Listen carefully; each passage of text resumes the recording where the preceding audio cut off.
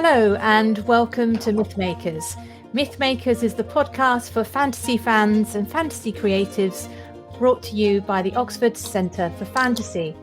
My name is Julia Golding and I'm the director of the centre and also an author. And today I'm joined by a good friend of the centre, James Nicol, who also teaches on our creative writing courses.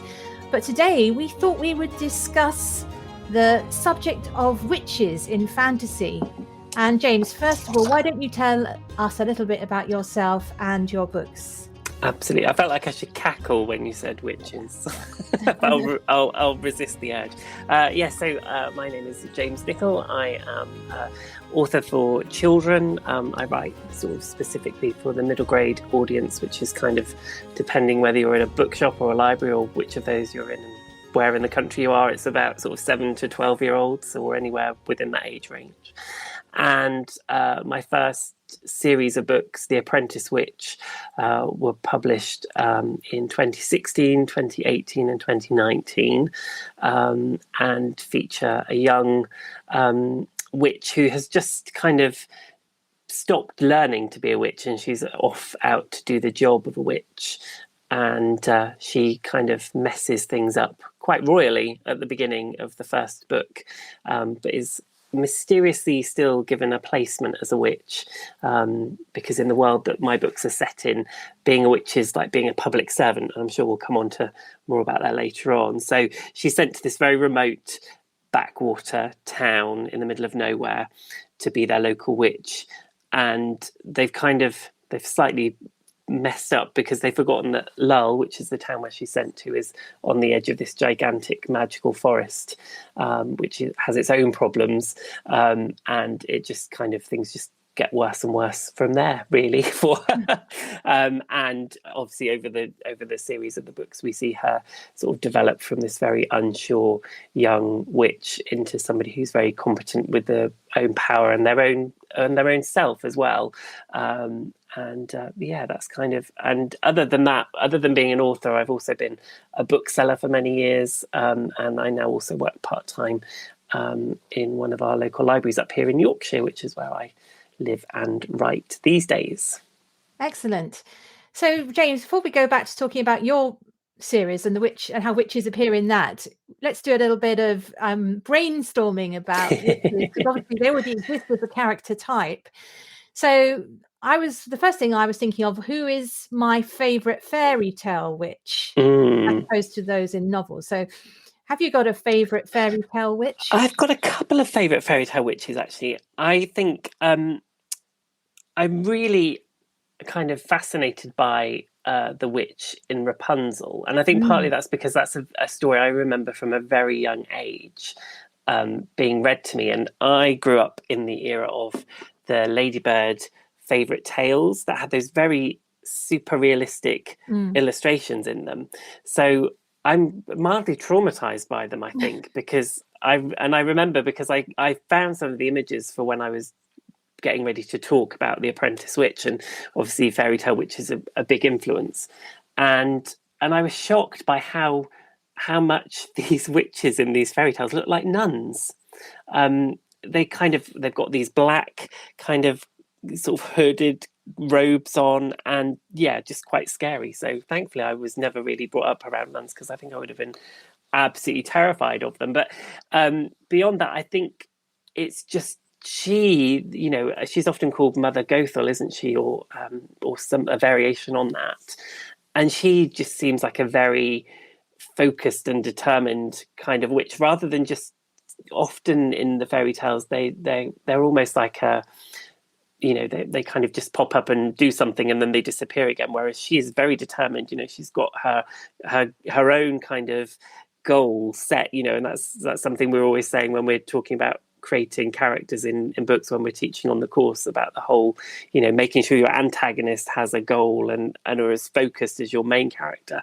I think, with Rapunzel, the witch in that just seems as though she definitely does have her own story going on, rather than the fact that she is just a character in somebody else's tale. And I think that's always that's always an interesting point to be in. And aside from that, she's just really horrible, isn't she? I mean, she's pushing people out of windows, she's locking people in towers forever and ever and ever, and just a real nasty piece of work, I think. But there is just enough of her own story in it to make her interesting, though, isn't it? Because it starts with a sin against her. Yes. She has the garden where she's presumably done the hard work or paid someone to, I'm not sure. Or magic, I don't know, to grow the Rapunzel flower or whatever it is, the lady who's Rapunzel's mother, who wants to, with her cravings in pregnancy, wants to eat. It's all very, very interesting feminine themes going on here about the kind of things you might feel during pregnancy. And then, of course, the witch herself seems to be childless. So there's the element of, you can see why she might want the child, which the neighbor next door has got. It's dark stuff, but you can sort of understand where she's coming from, which does make her more interesting. Actually, she was the one I was thinking of. So I'm going to go for my favorite one, of course, is the sort of backup who gets a lot of airtime, which is the witch in Sleeping Beauty. Oh, yes. I mean, she's become a bit of a Maleficent, she's become a sort of character in her own right, thanks to film. She was kind of the other one I thought of, actually, but then I was thinking, oh, she's technically a wicked fairy, isn't she? She's not actually a wicked witch. But then I remember, and you probably know this more than me because you're much more academic than I am, but I seem to remember somebody telling me that if you go back far enough and look at all the origins of the fairy tales, often the wicked witches in the fairy tales were wicked fairies, and it was only as through history, when we, the general public, thought that witches were real, that some of those stories obviously started to reflect more what we were experiencing in the real world, and those wicked fairies became wicked witches. And I was always fascinated by that, because I was like, oh, when you think about it, there are lots of witches and not that many fairies in fairy tales, so they should probably be called witchy tales, not fairy tales at all. True. They're all part of folk tales, aren't they, with all these characters. I think the thing about if we're allowing her, I think so. Oh yeah, definitely. Okay. The Snow White one is it's a jealousy theme in it, which is very interesting to look at, because of course all of these characters are us. It's not as if they are out, they represent different parts of our nature. We all have these dark drives somewhere inside us, so we and she's that one, isn't she? The fear of growing old and undesirable, and it all turns in on herself, and they takes it far too far, shall we say. But actually, I did mention, though, just by mistake, Sleeping Beauty, because again, that goes to your point about the fairies, because at the baptism, she's the one who isn't invited. Yes. And she's clearly the same as the fairies. She's just the bad one. And that also plays that thing about you've been left out. Yeah. So she's really miffed. So wasn't invited to the party. So again, she's a fairy tale character who can do her own, have her own side in the story. Okay, so that's the ones in fairy tales, which obviously are very much painted in primary colours. That's how it works.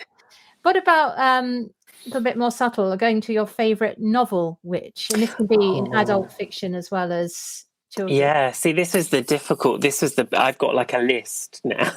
Okay. So my gut instinct was The Grand High Witch from The Witches by Roald Dahl, because there's just that very delicious wickedness of the Grand High Witch. There's no kind of, it's not grey, is it? She's completely black-hearted. You couldn't be confused with thinking that, oh, she's going to redeem herself in the end. You just know that's never going to happen. And I think she is just such a very vivid character. Quentin Blake's brilliant illustrations aside, I think you can conjure up a picture of what you imagine she looks like just from Roald Dahl's words. But also I remember as a bookseller, I used to often be invited into schools to do readings and things. And and I would do anything possible that I could to make sure that I got to read the Grand High Witch's kind of speech when she's telling them all what she's going to do with the children, because it's just wonderful. It's just brilliant and delicious. And so she was certainly top of my list. And then I was thinking about witches like Mildred Hubble, because I think, without Jill Murphy's brilliant The Worst Witch, Ari Unwin, The Apprentice Witch, wouldn't have existed at all. And Mildred feels very much like how we all kind of feel, doesn't she, as children, and probably as adults quite a lot of the time as well, that you just can't do anything right. And then I was thinking about the White Witch in Narnia, because she again is just, I can't believe, maybe somebody has, and I'm not aware of it, that nobody's ever kind of written a whole book just about the White Witch and kind of her. She's ready for an origin story, I think, isn't she? She's ready for her kind of story to be told in a way. Just wonderful. Well, she does get an origin story of a sort. It's only like half of it, though. It's if you remember in The Magician's Nephew. I have read them all, but it's the one I remember the least, and I don't know why. Perhaps I skipped. Just a quick recap. Yeah, the children go through these wonderful pools between the worlds, and the first place they go is a sort of world at the end of its life called Charn, and I think it's. One of them rings the bell. Oh, which one is it? Might be Polly. Anyway, somebody rings the bell and wakes up this Queen Jadis, as she has been known, and she sort of latches onto them, literally, sort of takes hold of their lug hole and and travels with them as they escape this place, and goes first to the sort of Edwardian London, where she then wreaks havoc. Like taking over, treating everyone as serfs. It's great. It's really good, actually. Enjoy reading it again. I remember this very vivid illustration of her, like astride a horse and carriage. Yes, like Boadicea, but in and they have to get her out of there. So they take her back into the ship, the place between the worlds, and end up in Narnia. So the children bring her into Narnia. Bringing that element of evil and sort of queenly, arrogance into the Genesis moment of Narnia. But going to your point, we don't have the Charm story. No. You just know that she's been this terrible ruler of this planet that sounds a bit like some kind of Game of Thrones society. So someone should do that. Yeah. How did she get to be so mean? I know. And then that got me on to thinking about Elphaba in Wicked, which is one of my favourite books. And I really enjoyed the musical, though it's very, very different kettle of fish, as they often are.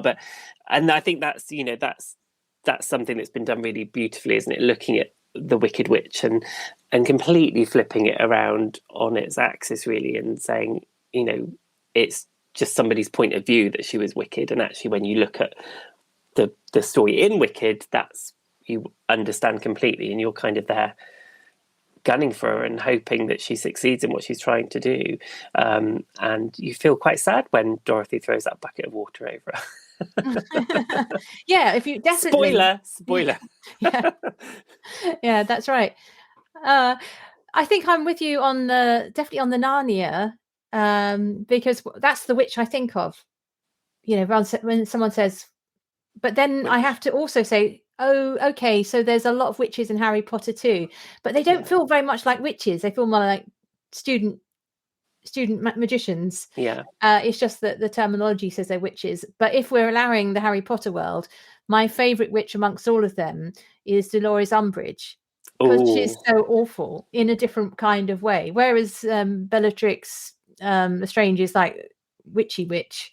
Yes. Dolores Umbridge is your process orientated political witch, which I think is quite a nice variation on a theme.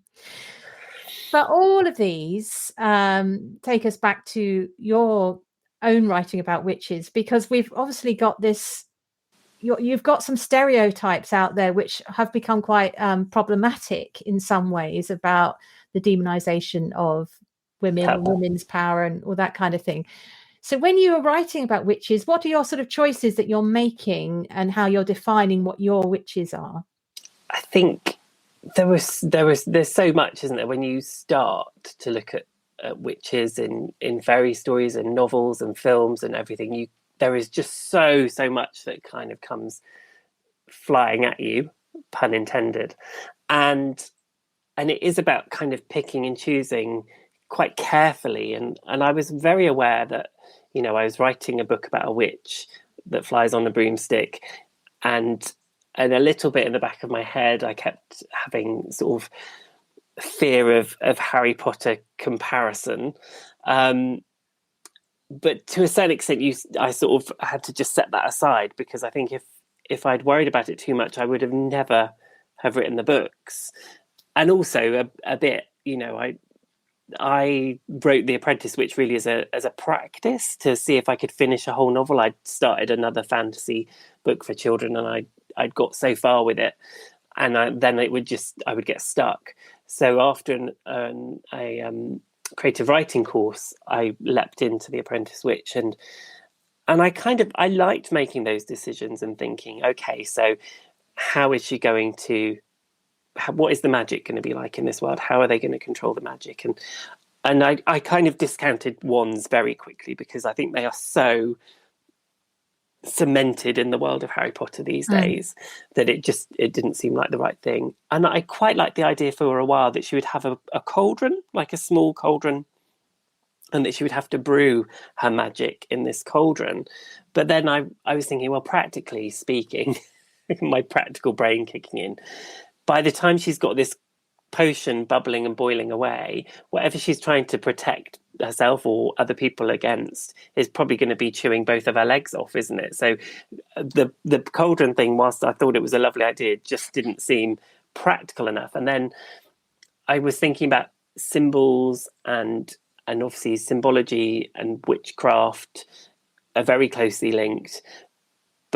And I think that is the point where it becomes, where people might think, oh, well, how are you going to overcome that? And I remember when I eventually worked out the glyphs that are what they use in the stories, these magical symbols, I had this gorgeous notebook. It's not anywhere to hand to show you, but it's just a small little leather-bound notebook that somebody gave me as a gift, and it was one of those things. It was too small to use in sort of any real practical way, but it was too nice just to use for kind of like making shopping lists or notes in a meeting. And so it just sat on my bookcase forever. Anyway, in the end, I doodled all of these glyphs in this book, which then kind of became the inspiration for the second book. But when I had a meeting with Barry Cunningham, my publisher, fairly early on, and I showed him this book that had the glyphs in it, he flicked through it all really, really quickly. And when he got through, he closed it and he sort of sighed with relief. And I said, oh, what's the matter? And he said, I was just checking there weren't any pentagrams in there. I think he was quite worried. So I kind of used that idea of the symbols, but completely went in the opposite direction. I was looking for inspiration at kind of, Chinese and Japanese characters, other kind of made up languages like Elvish or Vulcan, all sorts of things. And in the end, I made up my own because I just couldn't find what I was looking for. And it was very quickly a mixture of musical notes and numbers. My little person has woken up. So we just had a little break because James's baby woke up. So if anyone hears any strange noises, it's a baby happily being cuddled. Yeah, it's not my stomach. So we were talking about the witches in your world and what they do. I'm interested in this idea that they're like a kind of civil service or a sort of local representative. What is their job? What are they needed for? So magic is something that everybody has to deal with in that world. It's kind of almost the flip opposite of Harry Potter, where it all happens in secret and in hidden places. Magic happens out in the open, and everybody has to deal with it regardless of whether they have the ability to actually do something or whether they're just, a non-magical person. And so the witches can control the magic, and they are then given positions of responsibility within communities to help people. So it could be a magical infestation that you have in your house, which is one of the problems that Arianrhod encounters fairly early on in the book. Or it could be as simple as making a magical charm for somebody for whatever they need it for. So when she first arrives in Lull, the mayor has issued everybody with an out of date, for a start, magical charm. But he doesn't know anything about magic, and he's actually given them the charms that a farmer would use to protect himself from a marauding herd of cows. Oh, I'm getting... You need to go back to sleep. Shh. So it's kind of, those are the sort of the two examples of the types of magic that the witches get involved with. Somebody once described it as a cross between Call the Midwife and the Worst Witch.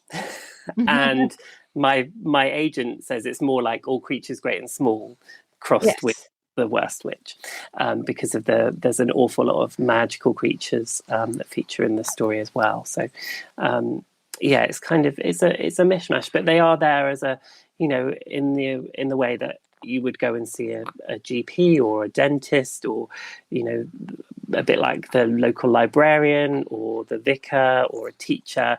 They're kind of people within the community that others turn to and expect a lot from and look up to, hopefully, as well.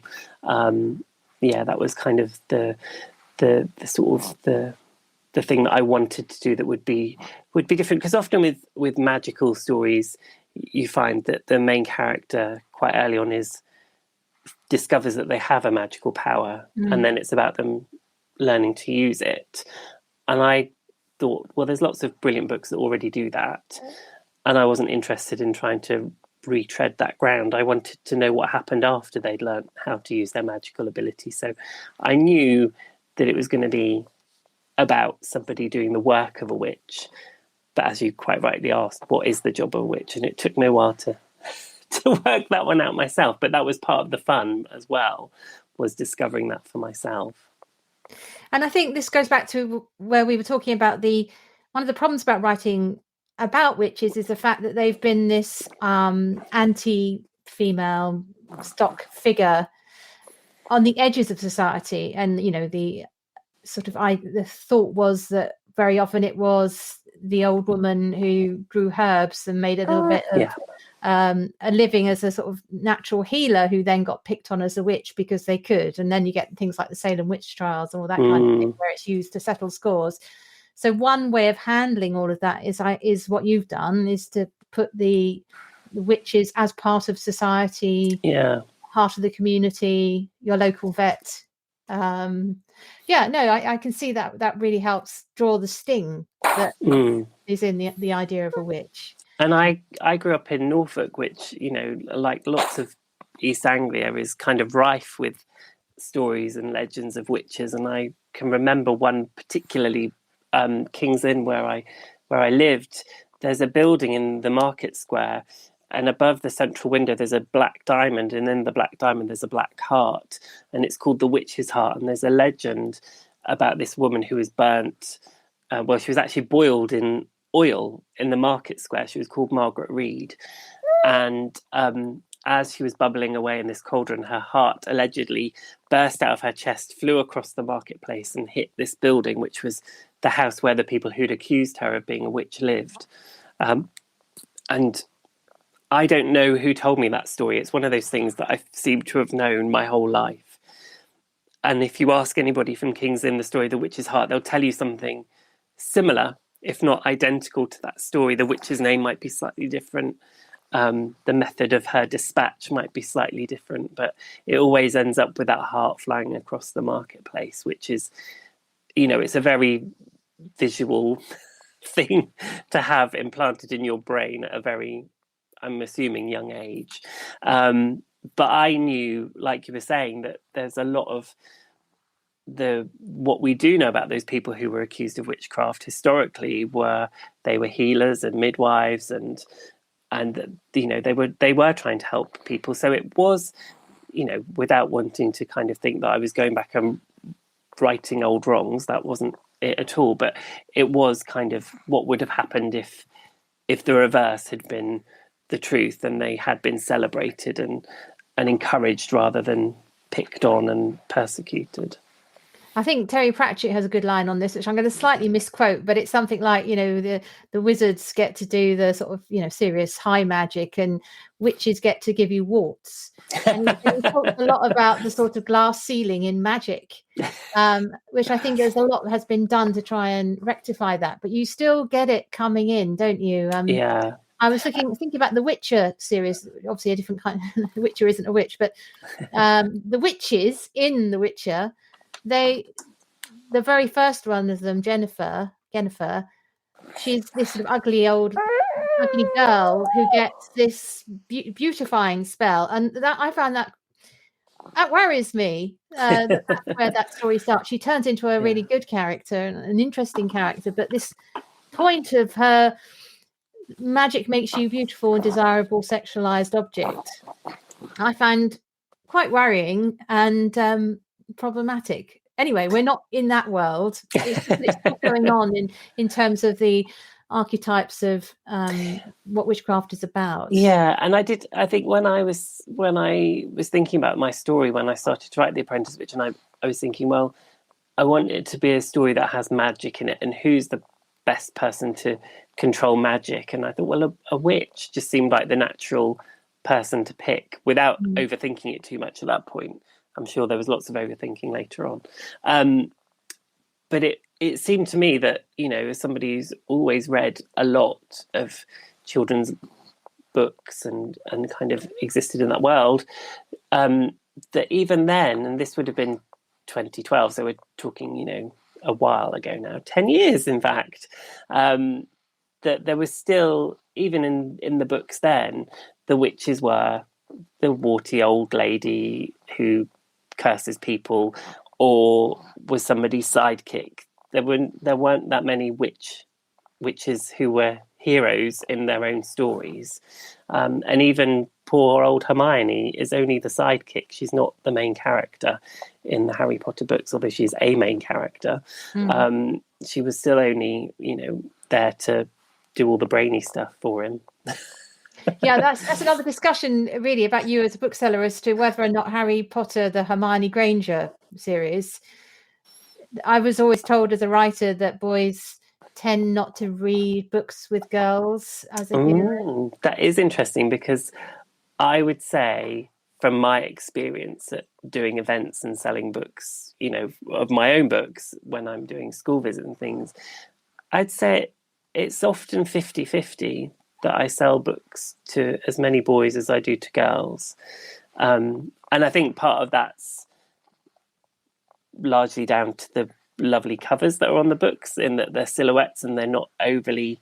Not pink. They're not pink. One of them was very nearly pink, and it was one of those kind of, disappointed Christmas present faces when you're sort of like, oh, it's lovely. And inside you die a little bit.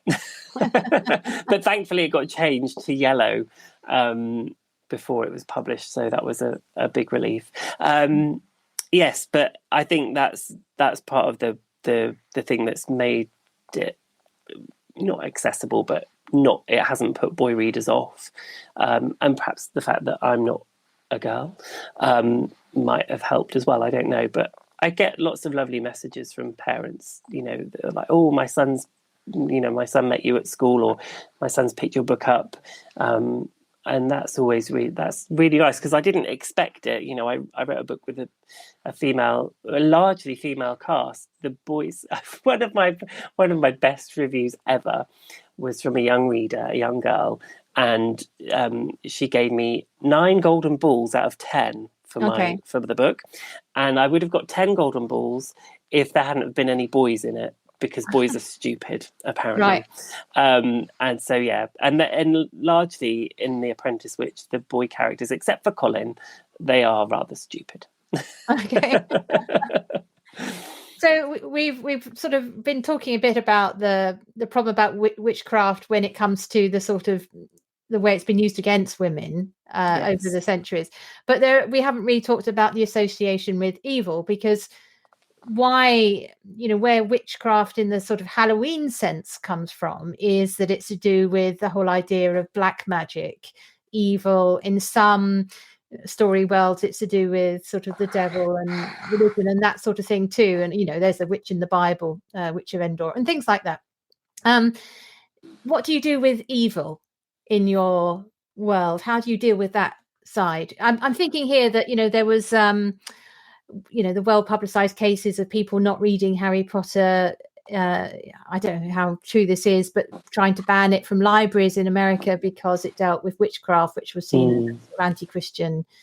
Anyway, all that stuff. What have you done with evil? I've put it in a nice little box and hidden it. No, I haven't, because I think, personally speaking, and experience from people that, I know, thankfully, very few of us ever really experience true evil in our lives on a personal, to deal with. And so I didn't feel that there needed to be, there are wicked characters in the story, obviously, and there are bad things that happen. But I think on the scale of that, we all have bad things that happen to us, and we all meet characters that we don't much like in life and that aren't very pleasant, but those characters aren't actually truly evil. So most of the bad characters in the story aren't pure evil. And also, I think pure evil, it feels a bit twirly moustache and tying you to the train tracks, doesn't it? doesn't feel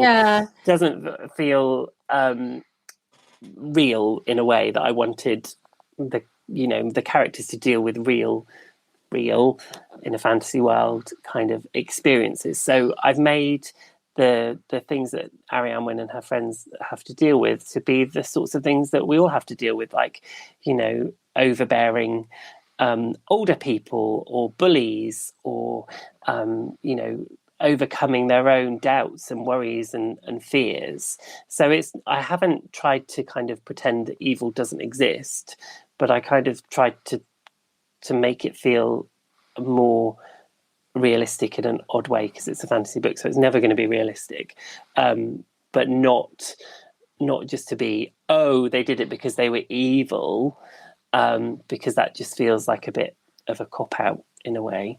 But as I said, there are some pretty wicked people in the books later on, the people that are kind of pulling all the strings, but not, there's the reasons behind it, and it's not just because they're evil. So yeah, does that answer the question? Yeah, I think what you're describing is the fact that one of the things you learn when you write fantasy is there are various forms of worlds.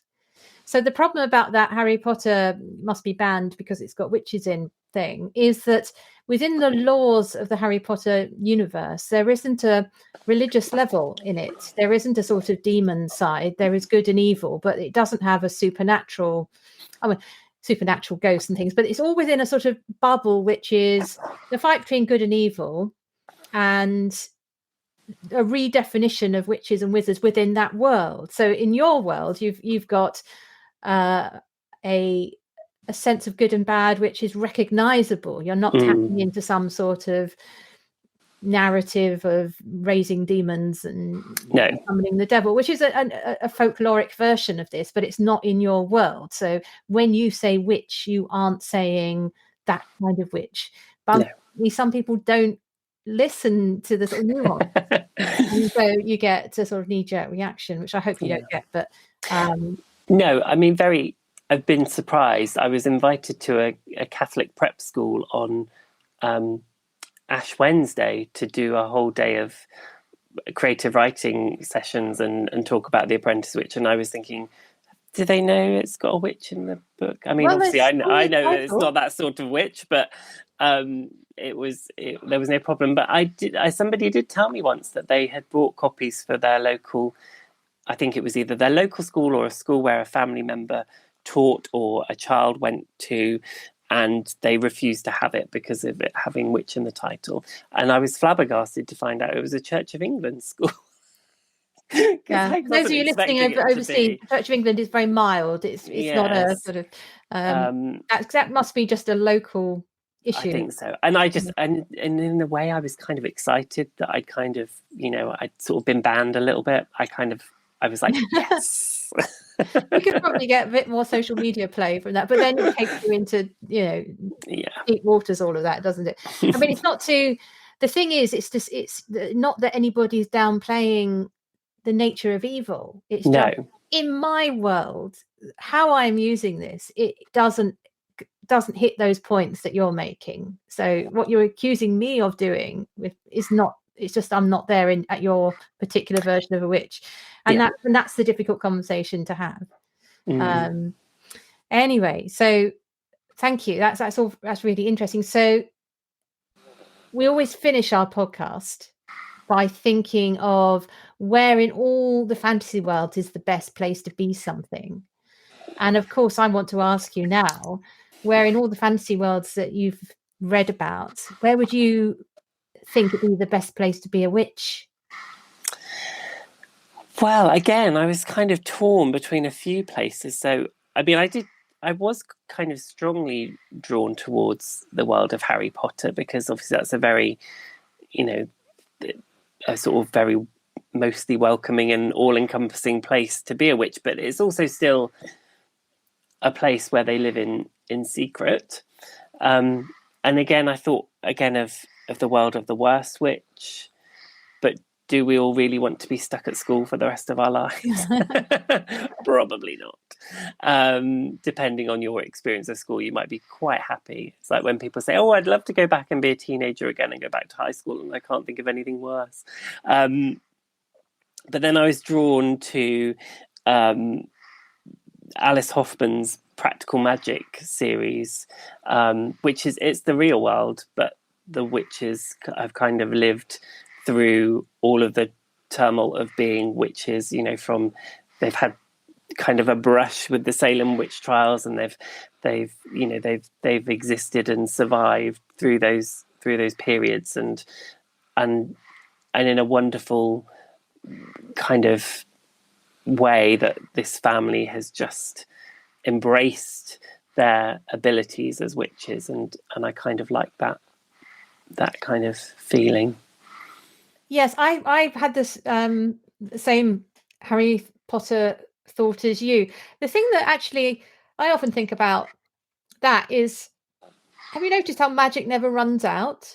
It's like it's infinite resource. They can just keep on doing spells as long as you know the spell and do it right. Wingardium Leviosa or whatever it is, not Leviosa. As long as you get that right, you can just keep on doing magic, which I feel as though if I was inventing a magic world, I might have a budget so that it doesn't feel as though you could just keep on doing it. So from that point of view, you could just carry on doing magic all the time. And so it sounds and you've got it's quite cozy when you're not being attacked by Lord Voldemort, Yes. It's got books and friends and pets and food and, steam trains. So yeah, I think I'd go for that world. I'd be some obscure witch though. I wouldn't want to be one of the ones who have to fight all the time. That doesn't sound very much fun. No, I'm not great at camping, so I wouldn't. The being out. Yeah, but their camping always looked really lovely, didn't it? It was like I would go camping if my tent had like a separate bathroom and kitchen and living room in it. Yeah, actually, now I think about it, wasn't the Weasley tent a little bit down market? So probably you could, spend and get It was a tad bit. I think it still looked nicer than the house that they lived in. Yeah. Anyway, the inconsistencies. There we go. Why put up a marquee for the wedding when you could just put up a tent and magic lots of rooms? But anyway, let's not worry about that. So thank you very much, James. You're very welcome. Is your series now complete, or is there more books to come? We always say it's complete for now, just because I think that when you've written 3 books and written the characters and the world, you can always think of more things that you might like to do with them or do to them. And yeah, so I'm not saying no. I'm not saying yes either, really. I don't suppose. Obviously, they're in very early stages of development for TV at the moment, so that's going to bring a different life to them. And if that means that it brings new readers, which hopefully it will, that's exciting, and that might mean that people want to read more. But that's not what I'm working on at the moment. The next book that's coming is something still magic, still middle grade, but different, not Apprentice Witch. But I hope it'll still appeal to fans, and I hope soon I can tell everybody what it's called, because I feel like I've been waiting forever to tell everybody. Watch this space. Yeah, and if you're listening and you want to join James and me and the other tutors on one of our fantasy writing courses, the next one sets off in April, so do sign up. It's already filling up, so it'd be good to, if you wanted to grab a place, that you grab it now. Thank you very much, James, and well done to baby Nicol, for actually managing to quieten down and have a little listen. She's gone back to sleep. Excellent. She's got all these stories waiting for her when she grows up. So, thank you very much, James. Thanks a lot. Bye. Thanks for listening to Mythmakers Podcast, brought to you by the Oxford Centre for Fantasy. Visit oxfordcenterforfantasy.org to join in the fun. Find out about our online courses, in-person stays in Oxford, plus visit our shop for great gifts.